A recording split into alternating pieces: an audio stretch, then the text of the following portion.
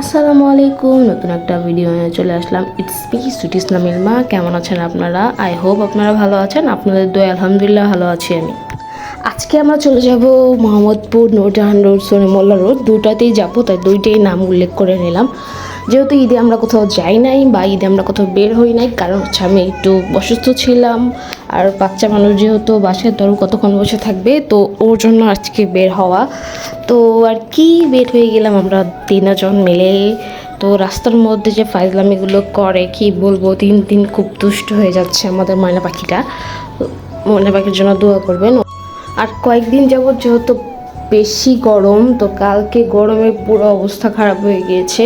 যতক্ষণ রিক্সা বা সিএনজিতে ছিলাম ততক্ষণ হয়তো একটু ঠান্ডা বা বাতাস আসছে, তারপর ইতিহাস হচ্ছে উল্টো হয়ে গিয়েছে। তার অনেক গরম, সেই লেভেলের গরম। এই জন্য আমি মনে করি কি বাচ্চাদের না বের করাটাই ভালো। কি আর করার, কোন বাচ্চা মানুষ বের হতে জিদ করবে তাই নিতে হবে, আর কিছু করার নাই। কিন্তু আমার মনে হয় যে যদিও বের হতে জিদ করে, তাদেরকে ঠান্ডা প্লেসে নিয়ে যাওয়াটাই উচিত। কিন্তু স্ট্রিট ফুড বা এমন কোনো জায়গায় যেখানে ঠান্ডা নাই, অনেক বেশি অতিরিক্ত গরম, আমি প্রেফার করবো না যে সেখানে বাচ্চাদের নিয়ে যাওয়া। কারণ আমার কালকে অনেক বড় শিক্ষা হয়ে গেছে। তো যাই হোক, চলে যাচ্ছি।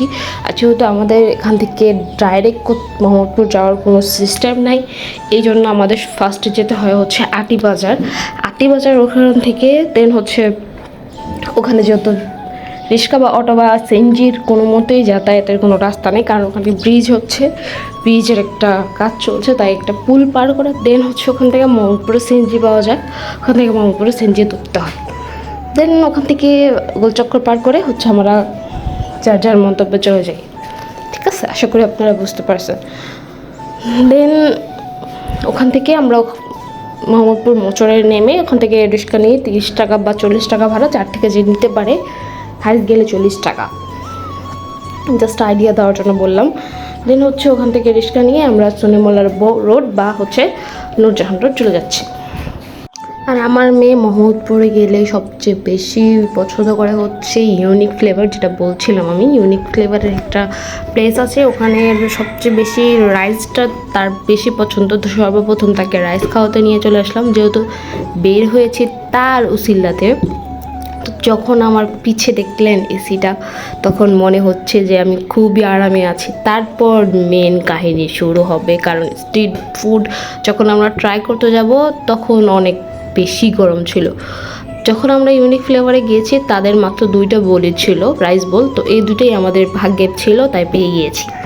দেন হচ্ছে তাকে খাওয়া দাওয়া করিয়ে বের হয়ে গেলাম। তার বলছে চলো আমরা স্ট্রিট ফুড ট্রাই করি। স্ট্রিট ফুডে সবচেয়ে বেশি পছন্দ হচ্ছে আমার সলিমুল্লাহ রোডের এই কাশ্মীরি কী বলে এটার নাম, দই বড়া। দই বড়াটা অনেক বেশি মজা ছিল। তারপর হচ্ছে আমরা খাইছি হচ্ছে বাটি চাট, সেটাও অনেক বেশি মজা। এটা কিন্তু খাওয়া যায়, বাটিটা যে দিবে একটু পরে দেখা যাবে, ওই বাটিটা কিন্তু খাওয়া যায় ভাই। খুবই ইয়াম্মি আর খুবই টেস্ট ছিল বাটি চাটটা। আর দই বড়াটা তাদের মাস্ট বি অনেক বেশি মজা, সবাই একটু ট্রাই করবেন। দেন হচ্ছে তার বাবা বলছে তো আর কি খাবে, তো অনেকগুলোই খাওয়া হয়েছে। কিন্তু ভাই বাচ্চা যেহেতু আমার কোলে, আর দ্বিতীয় কথা হচ্ছে বাচ্চা তার বাবার কাছে ভুলেও যেতে চায় না, এই হচ্ছে সবচেয়ে বড় সমস্যা। বাইরে বলেন, যেখানেই বলেন, বিয়ে বাড়িতে বলেন, কোথাও সে তার বাবার কাছে যাবে না, আমার কাছেই থাকবে। তো এই জন্য হচ্ছে অনেকগুলো খাবারের ফুটেজ নিতে ভুলে গেছি। কেউ মনে কিছু নেবেন না। যেমন আমি খেয়েছি কালকে হচ্ছে মিল্কশেক, ফুচকা, মোমো, আর অনেক কিছু, কিন্তু মেন কথা হচ্ছে ফুটেজ নিতে ভুলে গেছি গরমের কারণে।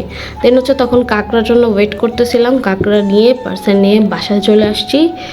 দেন ভাই কালকে রাস্তায় খুবই জ্যাম কম ছিল, জ্যাম নাই বলতে গেলে।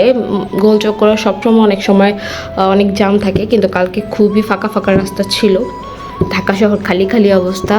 তো আর কি, দেন হচ্ছে ওখান থেকে রিক্সা নিয়ে বাসায় চলে আসতেছি। দেন বাসায় আস্তে আস্তে ভাই জান পরাণ সব বের হয়ে গিয়েছে। যে পরিমাণ গরম, এই গরমের ইতিহাস আমি আর জীবনে ভুলবো না। যখন যে পর্যন্ত বাহিরে কোনো বৃষ্টি না হবে তার আগে আমি আর বের হচ্ছি না। অনেক গরম ভাই, এই গরমে আমার পক্ষে বের হওয়া সম্ভবই না।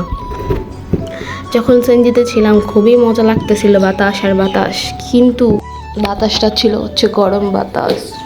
সিএনজির মধ্যে খুবই খারাপ একটা অবস্থা, আমি বারবার বলছি যারা বাচ্চাদের নিয়ে বের হওয়ার চিন্তা করছেন ভাই সকালবেলা বের হন, পুলে যান, গোসল করেন, মজা পাবেন। কিন্তু স্ট্রিট ফুড ট্রাই করতে গেলে ভাই মরবেন আপনার বাচ্চা কাচ্চা নিয়ে বের হইলে। কিন্তু আমি জানি সব সময় যে বাবারা মানে মেয়েরা বাবাদের পাগল হয়, কিন্তু আমার ঘরে উল্টো ঘোরা হয়েছে।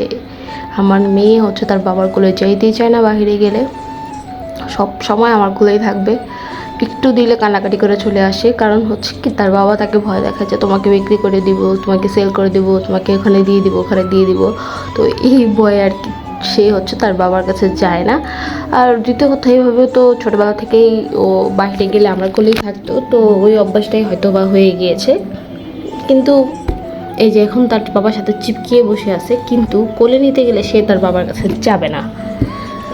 বাসায় আস্তে আস্তে 14টা বেজে গেছে, মেকআপের অবস্থাও 14টা বেজে গেছে, ফেসের অবস্থাও 12টা বেজে গেছে। কী আর করার আছে। দেন হচ্ছে বাসায় আসলাম, ফ্রেশ ট্রেশ হব। তো একটা হাসির কথা হচ্ছে, আমি যে কাঁকড়াটা অর্ডার করে বাসায় নিয়ে আসছিলাম, আমি ফ্রেশ হইতে হইতে আমার যে জামাই সে হচ্ছে আদাটা কাঁকড়া সাপাট করে ফেলেছে, মানে খেয়ে ফেলেছে। কী আর বলবো ভাই, তার টাকা দিই কি না কিছু বলতেও পারি না, কিছু করারও নাই।